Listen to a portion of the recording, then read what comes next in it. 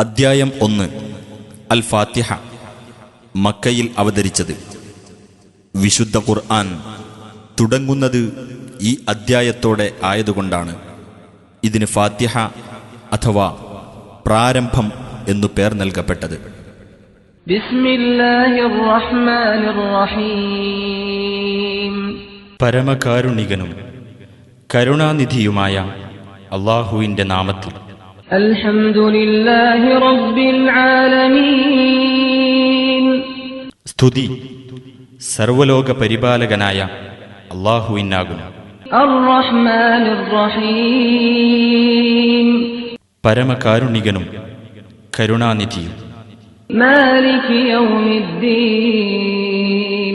പ്രതിഫല ദിവസത്തിന്റെ ഉടമസ്ഥൻ. ഇയ്യാക നഅ്ബുദു വ ഇയ്യാക നസ്തഈൻ. നിന്നെ മാത്രം ഞങ്ങൾ ആരാധിക്കുന്നു, നിന്നോട് മാത്രം ഞങ്ങൾ സഹായം തേടുന്നു.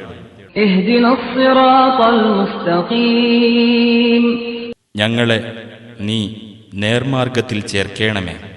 സിറാത്തൽ ലദീന അൻഅംത അലൈഹിം ഗൈറിൽ മഗ്ദൂബി അലൈഹിം വലദ്ദാല്ലീൻ.